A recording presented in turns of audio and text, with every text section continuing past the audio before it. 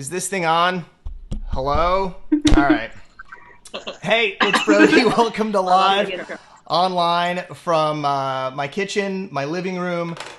And I've been stressing about this broadcast now for like what seems like 2 weeks. And literally, even just in the last few minutes leading up to this broadcast, I had to completely ditch a video intro. So stuff's gonna happen, and I'm okay with that. So anyway, thank you for watching. Welcome to my kitchen, my living room, and a show that's meant to inspire with a fun approach through people who have made an impact with their own lives as well as the lives of others. And today I'm really excited because the first guests on my first ever interactive live streaming show are going to be Bob and Lu Dumas. A lot of you know Bob and Lu from the radio here locally, G105 here in the Raleigh area. So we're going to be talking to by the way, they've been married 27 years, which I think is a feat in and of itself. So I'm going to ask them, what is the key to being married for 27 years? I'm going to ask them about, what they got coming up, what Bob has been doing since he's been off of G105. And Bob, he's been doing radio broadcasting in Austin, Texas. He's been here in Raleigh, and his wife Lu is a veteran TV news anchor and a reporter. And she's also the head of the Bob's Buddies Foundation, which is all about raising awareness and funds for pediatric brain tumor research. So we're going to be getting into all kinds of fun stuff, also their podcast as well. First, we're going to do part of the show. It's all about being live and interactive, by the way. So Ken, Amy, Joy, hey guys, thank you for watching. And like any chance I get to see your comments, like when Bob and Lu are going to be on, you're going to have the ability to ask questions or make a comment. And this is a one-man show. I'm a total one-man band. There's nobody behind the camera. I'm doing this completely by myself. So I'm going to kind of need some time to kind of figure out how to do this all. I've got multiple things going on. So if you say hello, I'm going to try to say hi back. If you have a question for Bob and Lu, then I'm going to try to grab that, and maybe they can answer some of your questions that you might have. So first, we're going to go live to Jenny Austin, actress. Am I on screen? You are. You are. Hey. Actress, filmmaker. She's from the Triangle. Now she lives in Charlotte, but you lived in Los Angeles. You moved to Los Angeles for a few years, right? Yes, 7 years.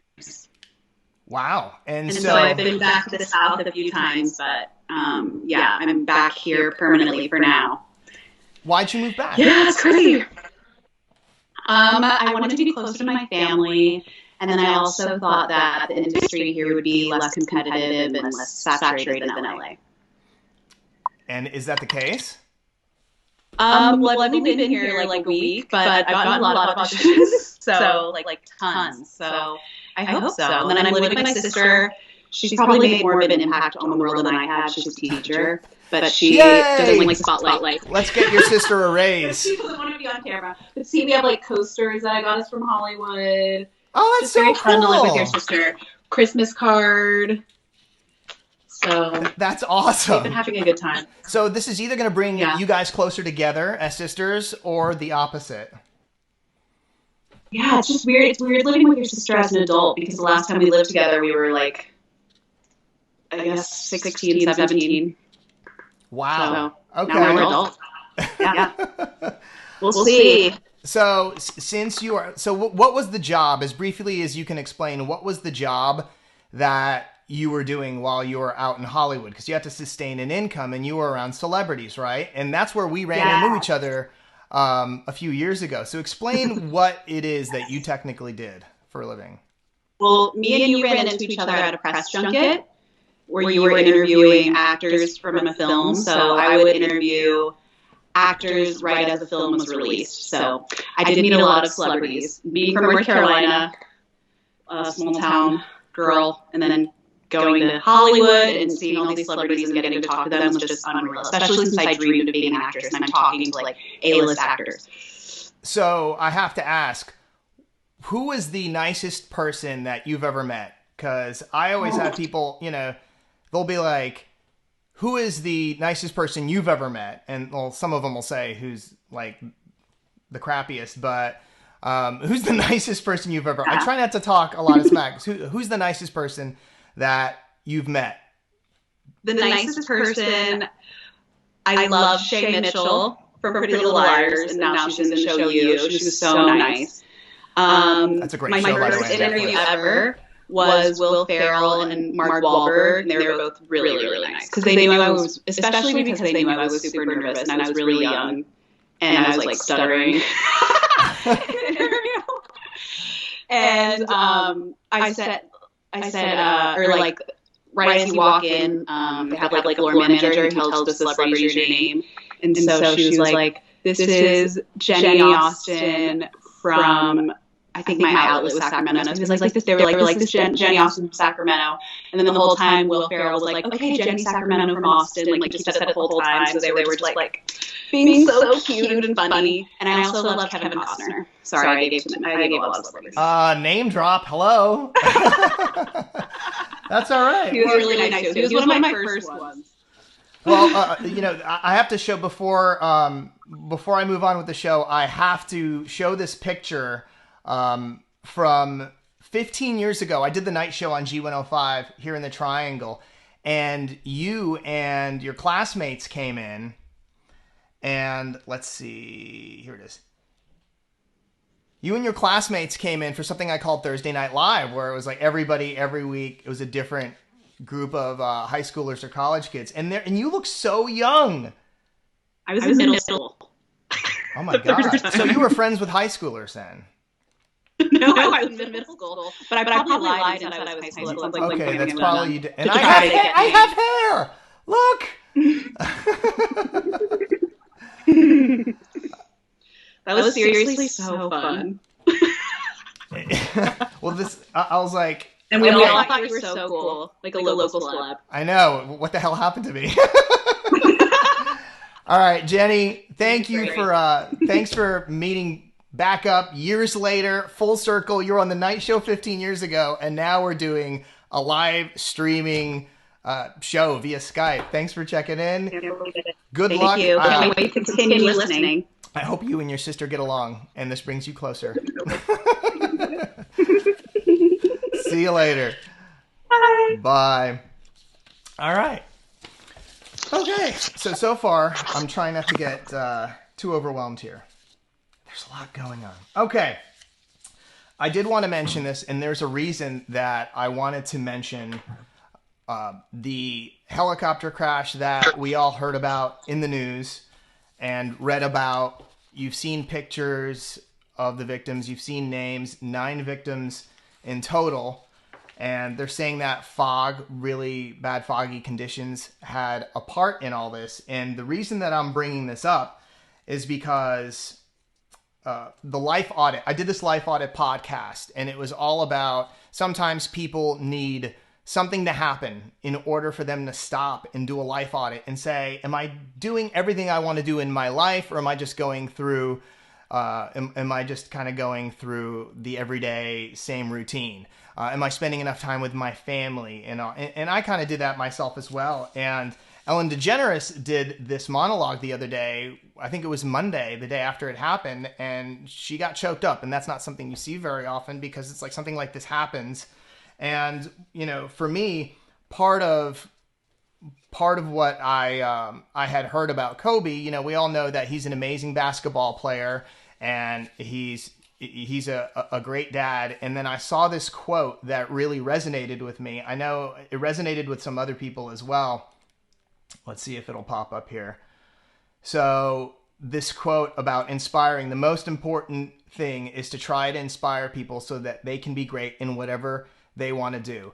And that's really what my podcast, my life audit series was about. That's what this show is about. It's all about trying to inspire people to to live their best life, right? And sometimes you need a life audit to do it. So my heart goes out to the victims' friends, families, and loved ones. And that's just something I didn't want to not mention because we've all heard about it in the news and I've been following along. So, all right.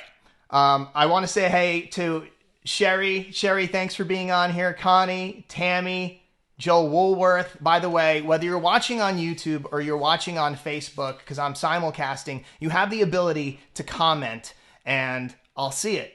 And so if you want to comment, you can. All right. So I know a lot of people did this week, and this is what the original looks like. The Dolly Parton challenge.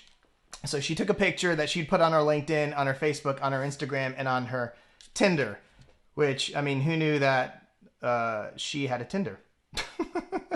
So I did my version. There we go. And I don't understand why people, like, some people are, LOL, that's really funny. This is pretty accurate, right? That's, by the way, in my Instagram picture, that's Braxton in the middle. He's 16 and he shot up like a foot. So, and yes, that's Tara. And yeah, so I have a photoshopped, really, it's like probably one of the better pictures of myself on Tinder. So there you go. Okay. By the way, if you haven't done one, you should do one. They're fun. Okay. Also, I saw this online. I had to share it with you guys because at first I didn't believe that it was real. Okay. It is real, apparently. You can buy this online. I call it the adult baby onesie, but the title on eBay is men's press button crotch shirt bodysuit short sleeve leotard romper undershirt. So guys will never have an issue tucking in their shirt ever again. Once again, that's $7 on eBay, but I think it's like another $7 for shipping. So that kind of sucks. All right, and one more thing before we jump in with Bob and Lu.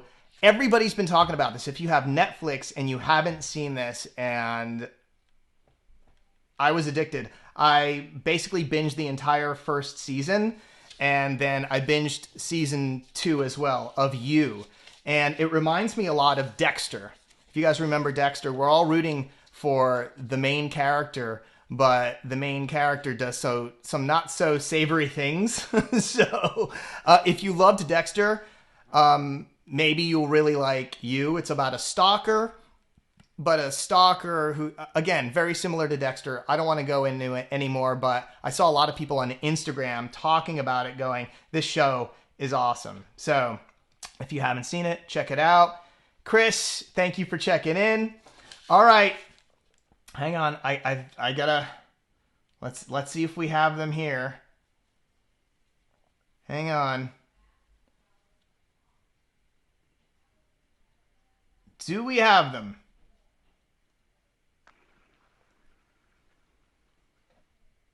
Hang on. Hey! Hang on. Can you see me? I can see you. See you. Look, you're adorable. Look at your glasses. I love them. Everybody, Bob and Lu Dumas. Yeah. All right. So, by the way, I didn't know who was going to be sitting on which side. So your names are up on the screen now. It says Bob and Lu, because I thought, Bob, you might be sitting on the left and Lu, you might be sitting on the right. But so We can switch. Bob has the beard and Lu has the hair. Our pajamas. We're wearing our pajamas. Oh, okay. You guys, those look really cozy. As opposed to you, Brody, you have no pants on, I'm sure. I considered wearing pajamas, but I'm in my underwear. So thanks a lot for calling me out. So, all right. So besides the Bob and Lu podcast, which is hilarious, by the way, and Big plug for the Bob and Lu show. And we're going to jump into some more questions about that. Bob, since, you left G105, or they let you go. What have you been up to besides the podcast? A lot of honeydew. Honeydew list. And just do it. I got a new car, and I ride in that all the time, and wash it, and love it. And what's his name called? Bruce. He named his car Bruce. I love that. It's black, it's badass, it's a Charger, I love it. And clearly he's been exercising.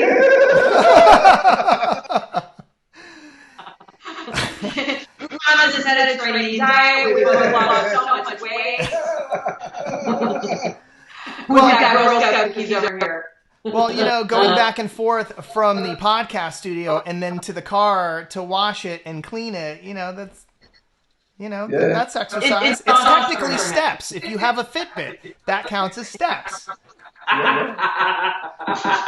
you had the Apple Watch, your heart rate is accelerated. You're overdoing it, Bob. All right, but let's talk about the Bob and Lu show, because I've been listening, and I love how you guys have it on multiple platforms. The bobandlushow.com, by the way, if you want to find a platform you can listen to. But you guys really do talk about literally anything and everything. My girlfriend Tara and I were listening in the car the other day, and we're chuckling. We're like, okay, that's like, and I'll get into something in a second, but did you guys have a plan when you were doing your podcast together? Did you say, okay, maybe we should do it like this, and it went in a different direction? Like, there's no plan, Brody. We just get in front of the microphone and talk. We talk everything, like my colonoscopy, Bob's gas problem. I mean, you name it. There's nothing off limits, pretty much. Yeah. Jennifer Marshburden says, "You the man, Bob." Yeah. All right. I have a picture because I feel like you guys talked about it in two different podcasts. Mulch. The mulch in your front yard. And hang on, I have a picture of the mulch in question here. Here it is. Oh, Rosie's dog is here too, Brody. Hey, Rosie. Say hi to Uncle Brody. So tell everybody who might have missed this part of your podcast, what is the deal with the mulch? You guys are bickering about mulch.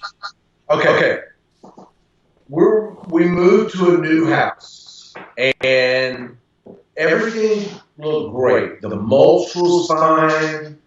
The tree was fine. Trees were fine. And since we've been here, Lou has run into the mulch, and it has a big thing about this big, and she runs over it every morning. Who am I hurting, Brody? Who am I hurting? I'm not hurting anything. The mulch is dead. I'm not hurting anything. Here's the thing, Brody. I could either hit Bruce the car, or I could go into the mulch.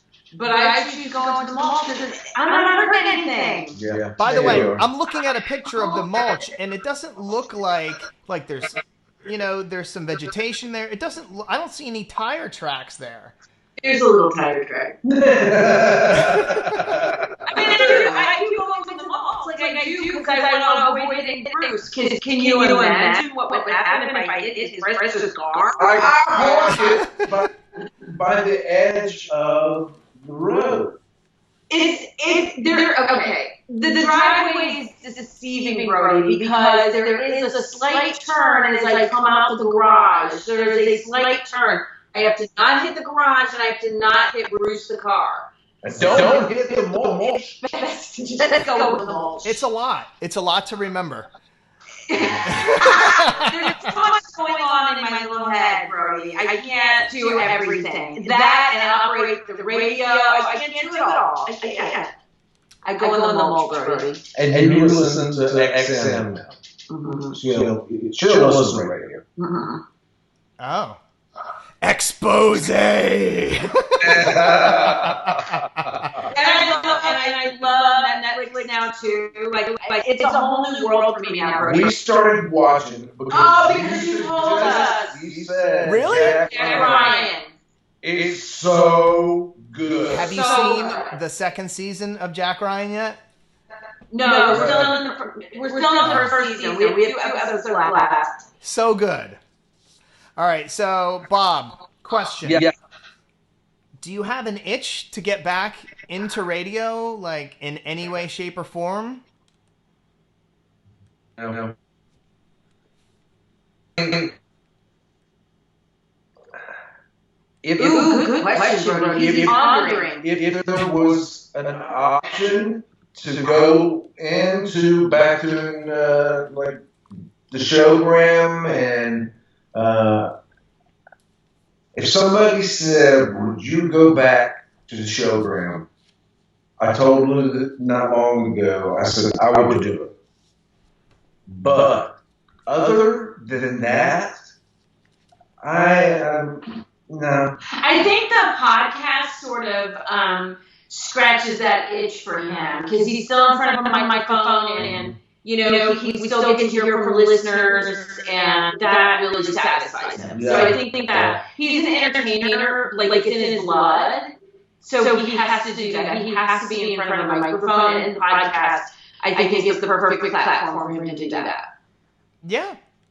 I feel like there's so much better. You guys are it's so funny. You guys really, you do sound like you've been married 27 years. And congratulations on that, by the way.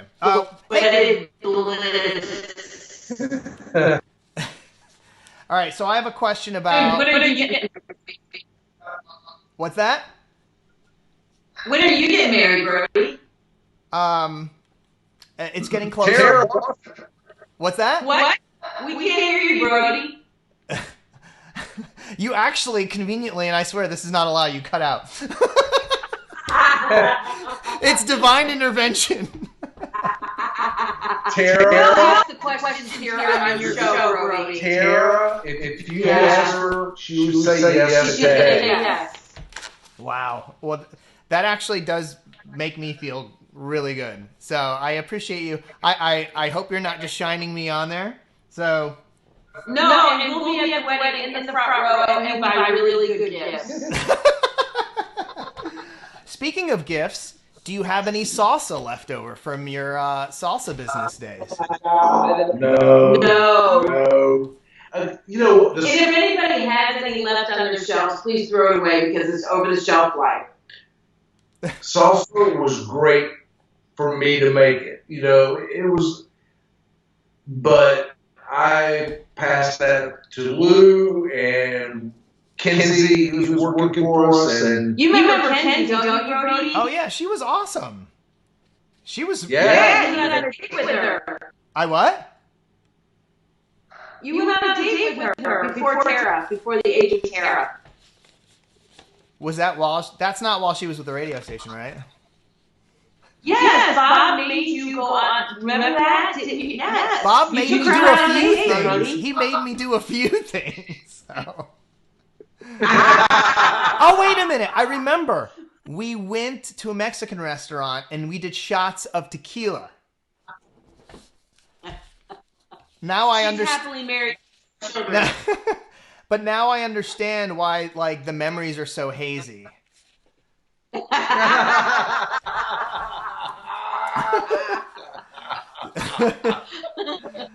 So no on ever getting back into the salsa business then?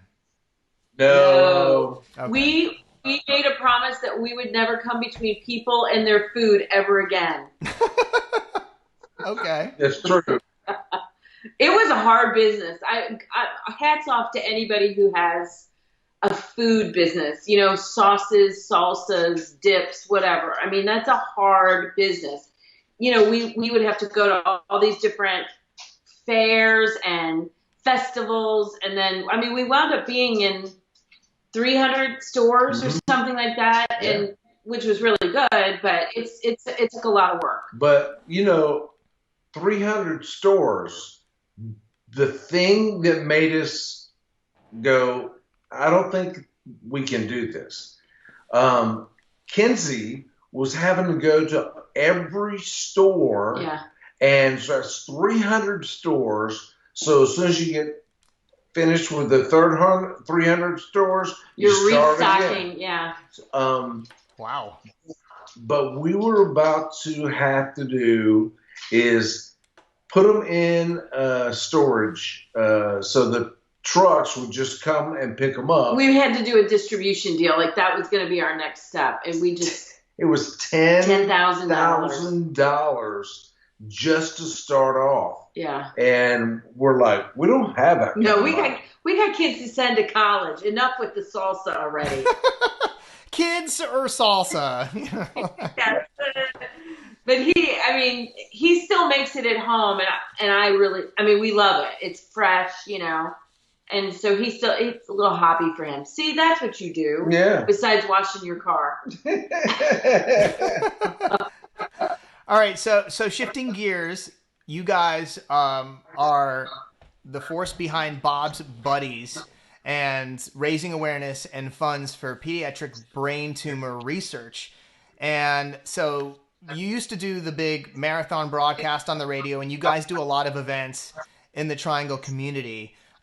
Talk more about what you guys are planning on doing this year with Bob's Buddies, and also how you shifted the 12-hour radio broadcast into what you made it just a few months ago. So we used to do the Radiothon, and it was a 12-hour event, and it culminated all the fundraising that we did throughout the year. It was always held the day before Thanksgiving. So we wanted to continue doing it the day before Thanksgiving. So instead, we did, you know, with it being the age of digital and high tech, we did a Buddy-a-thon this year. So it was a Facebook Live event. And, you know, on Facebook Live, you can do up to 8 hours. So we did an 8-hour Facebook Live event. Same kind of thing that we had done before for the last 12 years. We had families come in and tell their stories. We had corporate sponsors come in and say why it was so important that they were part of Bob's Buddies. And we were actually really happily surprised that we raised about the same that we normally do annually. So I think people, we missed not having like our volunteers in the phone bank. We didn't have that element this year. And the buddies, you know, we got to meet a lot. Yeah, but but they didn't get as much interaction. So that was, you know, there's some tweaking that we can do this year to make it more of a camaraderie thing. But we're really excited about the second annual Bob's Buddies fashion show, which Brody helped us out with this past year. Brody and Tara, they were like the security team at the front. Who left their phone on? Huh? Which one of you left your phone on? Oh, Bob did. Bob did. He's like, I don't know what you're talking about. Brody specifically said, don't bring your phone. Anyway, so we're going to be doing the fashion show again, which was a huge hit. We did really, really well with raising money for that. And coming up on March 21st, we have Ella's Race in conjunction with Chick-fil-A, Capitol Crossing, and across from Northridge Country Club. Capitol Crossing and Falls Village, the two Chick-fil-A's get together. They put on this Ella's Race in memory of a little girl named Ella Newmiller who lost her battle with a brain tumor many years ago. And so they do this run in her honor every year and in her memory. And so at Runners Lace Up, you can go to ellasrace.com and try to get more information. But they split the purse, and Bob's Buddies gets half of it, and they've got a really lofty goal this year. So we really want to encourage people to come out. Even if you don't run, you can raise money for it. But there'll be a lot of fundraising opportunities for Bob's Buddies throughout the year that we do, and people are so incredibly generous, and we appreciate it. Yeah. Because we know there's a lot of charities out there, but this is near and dear to our heart since Bob is a brain tumor survivor. And we love these families. They've become part of our family. And you know what, Brody? I don't even know if we've talked to you about this, but, you know, because of the experience that we've had with Bob having a brain tumor and helping kids all these years, our youngest daughter, Katie, is actually going to go into the medical field helping children, sick children. It's called a child life specialist. That's what she wants to do with her life, to help kids who are fighting cancer in the hospital. Wow. So, Bob, you've made an impact. You've both made an impact on so many kids and so many families, but also on your own daughters at the same time. So, yeah, that's pretty cool. It's Katie. I mean, you know, she's what, second year? Yeah, sophomore. So, I never thought Katie would do that, but yeah. Yeah. We thought she'd go into radio. And you're so glad she didn't. No more radio. All right, so future plans. Bob, or actually before we jump into that, what are your favorite memories, Bob, over the course of your whole career? Not just here locally in the Triangle, but I mean, you've been in Austin, Texas, and you know, here in the Triangle, you're from Georgia. What are some of your favorite radio memories that stand out? God, there was a little of everything. Tyrone being on the show. I liked getting in trouble because every time I got in trouble, it was something small, but it got magnified. In the local press. Yeah, and so. And he usually got a raise, so I like that. Yeah, but you know, I mean, Tommy Owen, who used to be a producer. I think this was the first bit that I knew we were going to be good. It was going to be huge. Because we found out that you couldn't hire or fire somebody or with a cop. No. I thought it was this the a mooning? You could is the mooning thing? Yeah. It was a law. Yeah. So. So he sent Tommy out. Tommy was out at Capitol Boulevard and was mooning everybody at like rush hour, 7:00 in the morning. And the cops you can't were do that? all around him. You're not allowed to do that? You couldn't. I know. They couldn't arrest him. So they made a law because what we did, and it was so funny. I mean, that was harmless, but Tommy showing everybody their ass, and the cops were all around him. It was so funny, and